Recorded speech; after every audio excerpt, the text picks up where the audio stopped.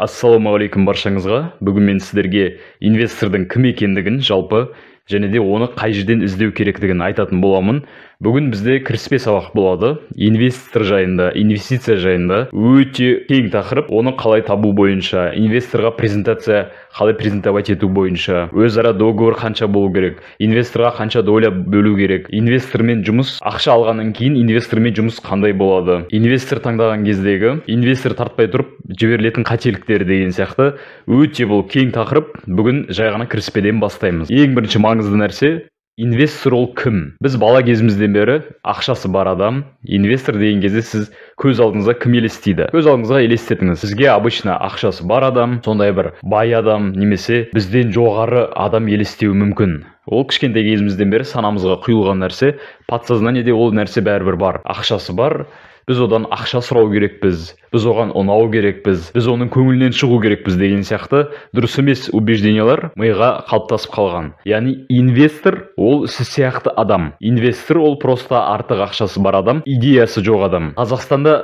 статистика бойынша қаншама триллион адамдар, яғни депозитке ақша сақтайды. Қазақтарда ақша көп. Тойға 4-5 миллион теңге жұмсайтын қазақтар, әрбір қазақта өзінің жинаған ақшалары бар, былайша айтқан кезде. Сондықтан инвестор деп біз өте бір жоғары адамды ойламау керекпіз. Сіз инвестор ерекше, сондай жоғары адам деп ойлайтын болсаңыз, автоматтан сіз оның алдында төмендейтін боласыз. Бұл психологияға әсерін тигізеді. Инвестордың алдына барған кезде, как будто бір жалынып тұрғандай, как будто, мен бәрін жақсы жасаймын, маған сеніңіз деген сияқты, ондай нәрселер керек емес. Инвестор ол просто сіздің партнеріңіз. Яғни ол проблемаңызды бөлісетін адам. Ода ешқандай идея жоқ. Бизнес жасап қолынан келмейді, немесе жасағысы келмейді. Ал сізде идея бар. Энергия және уақытыңыз, және өзіңіздің қабілетіңіз, өзіңіздің бизнесіңіз бар. Инвестор сізге мұқтаж. Сіз инвесторға мұқтаж емессіз. Осы психологиялық нәрсені шешіп алу керек.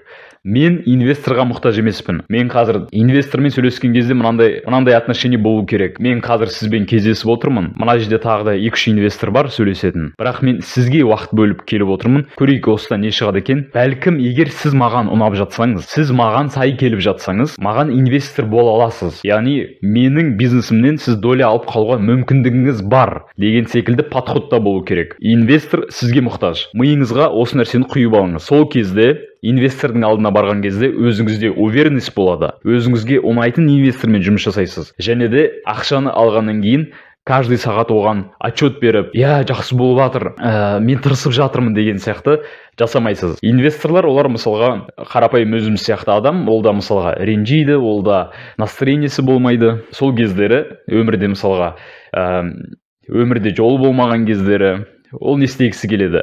Сізге хабарласып, сіздің отчет бергеніңізді, алдында төмендеп, аға көке деп тұрғаныңызды қалайды. Сол арқылы өзін комфортно сезінеді. Кім жақсы көрмейді ол нәрсені? Сондықтан ол сізге қайта-қайта әдейі хабарласуы мүмкін, өзінің настроениесін көтеру үшін. Мен бұл нәрсенің барлығын мықты бизнесмендерден, қанша жылдық тәжірибесі бар инвесторлармен жұмыс жасаған адамдардың курсынан өткен нәрсені сіздерге қазір тегін бөлісіп отырмын.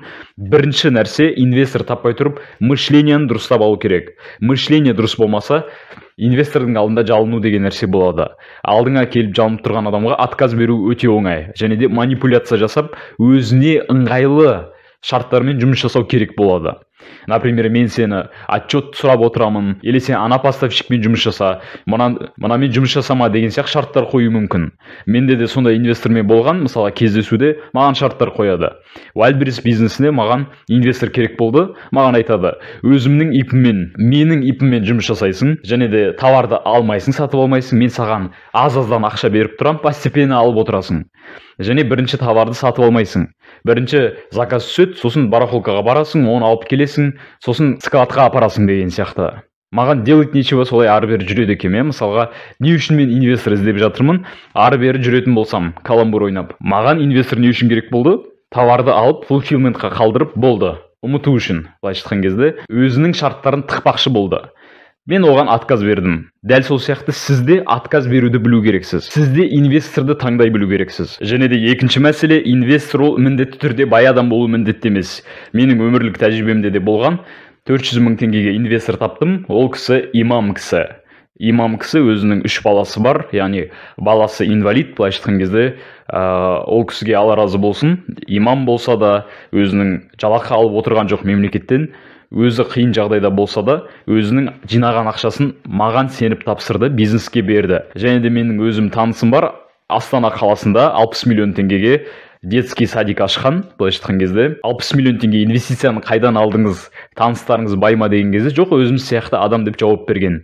Сондықтан өмірде әртүрлі жағдай болады. Мысалға менің военный бір танысым айтады, 60 миллион теңге мемлекеттен түсейін деп жатыр, за то, что үй алған үшін компенсация ретінде мемлекеттен төленеді деген сияқты әртүрлі жағдай болуы мүмкін. Инвестор деген обязательно костюм шалбардағы бай адам деген сөз емес. Сіздің кез келген ортаңыздағы адам инвестор болуы мүмкін. Не надо недооценивать.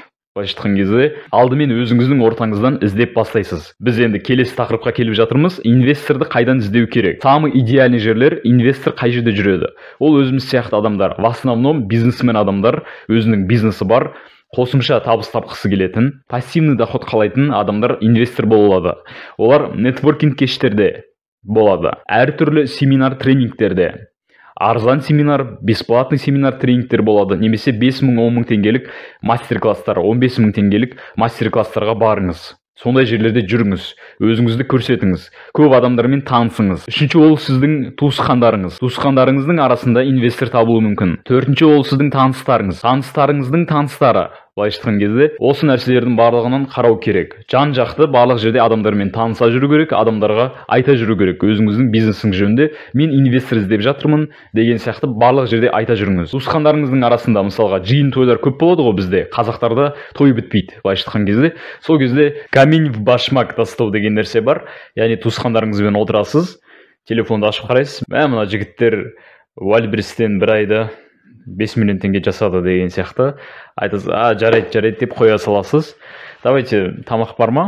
Әкеңіздер мантыдан, еттен жейік деген сияқты әңгімені басқа жаққа ауыстырып жібересіз. И сізден сұрай бастайды, тұратшы, жаңағы 5 миллион не болды деген сияқты сұрай бастайды. Ол Вальберс деген не деген сияқты сұрақ қоя бастайды. И сіз айта бастайсыз, мен Вальберспен айналысып жатырмын. Былайша айтқан кезде айына оборот қазір менде осынша, айына 200 мың, 300 мың теңге тауып жатырмын. Бұл жерде бірақ айына 2 миллион, 3 миллион теңге табуға болады. Ол үшін инвестор іздеп жатырмын өзіме. Все, жарайды, бүгін ол жайында емес, басқа әңгіме айтайық деген сияқты олар ары қарай сұрап, одан сайын қызығушылық арта бастайды. Жоқ, ары қарай айтшы деген сияқты уже сізден сұрай бастайды. Мен де айналысқым келеді, мен де ақша тапқым келеді. Ол үшін не істеу керек деп сұрай бастайды. Сол кезде айтасыз, онда маған инвестор болсаң болады деген сияқты әңгімені бастауға болады да. Кез келген туысқандардың арасында, таныстарыңыздың арасында солай жасауға болады. Максимальный количество попытки өте көп болу керек. Мысалға бұған дейін менде де ойлар болатын, егер инвестор отказ берсе не болады деген сияқты 2-3 рет инвестордың алдында өткенмін, отказды алған адамда ойында пайда болады. Болды, инвестор табу мүмкін емес. Алғашқы 2-3 адам отказ бергеннен кейін сондай ой қалыптаса бастайды. На самом деле конверсия решает. Яғни сіз количество попыток көп болған сайын сізде возможность болады инвестор табуға. Біреу бірінші рет кездесе салып табады, біреу 5 рет кездесуден кейін, біреу 30 рет кездесуден кейін инвестор тауып кетеді. Әркімдікі әрі қалай. Сондықтан алдын ала сіз негативный жағдайға дайын болып, примерно өзіңізге план қою керексіз. 30 адаммен кездесемін, соның ішінде біреуі ғана я деп жауап береді. Яғни сіз 29 рет жоқ деген жауапты естуге дайын болу керексіз. Сол кезде психологиялық жағынан самый худший ситуацияға дайын боласыз. Және де каждый инвестормен кездесу сізде опыт көбейе береді. Яғни сіздің портфеліңіз, сіздің презентацияңыз көбейе береді. Сізге отказ берген инвестордан сұрап алу керексіз. Сен маған ақша салуға не кедергі болды? Мен может бір нәрсе дұрыс айтпадым деп кері байланыс обязательно алып аласыз. Ол айтады сізге, мына жерде есебің дұрыс емес, мына жерде команда жайында айтпадың, мына жерде неуверенно сөйледің деген сияқты өзі сізге айтып береді. Каждый инвестор сайын сізде опыт пайда болады. Каждый новый инвесторға дайындалып барасыз. Инвесторды табудың жолдары өте көп. Сіз ең қарапайымнан бастаңыз. Өзіңіздің туысқандарыңыздың арасында, таныстарыңыздың арасынан 30 адамды дәл қазір списокқа жазып шығыңыз. Потенциально кімнен ақша сұрайтыныңызды. Сол 30 адамның алғашқы 10 адамына жазып көріңіз. Яғни рассылка жасаңыз, WhatsApp-тан жазыңыз. Менде осындай идея бар, инвестор іздеп жатырмын, толығырақ жолығып сөйлесейік деп 10 адамға жазыңыз. И осының өзінен нәтиже көре бересіз. техника посоветоваться деген нәрсе бар. Яғни сіз адамға барасыз, кездесесіз, ол сізге айтуы мүмкін, менде ондай ақша жоқ, сенің идеяң ұнап тұр деген кезде сіз айтасыз, онда маған кімді кеңес бере аласың? Ақшасы бар адамды кеңес берсең, маған потенциальный инвестор болатын адамды кеңес беретін болсаң, және менімен жолықтыратын болсаң, саған какой-то бір вознаграждение беремін деп былай жасаңыз. Алғашқы қадамыңызды жасаңыз. Инвестор деген нәрсе ол бір сверхъестественный нәрсе емес. Ол өте жеңіл табылатын нәрсе. Әсіресе сізге 5 миллион теңгеге дейінгі сумма керек болса, инвестор табу вообще проблема емес.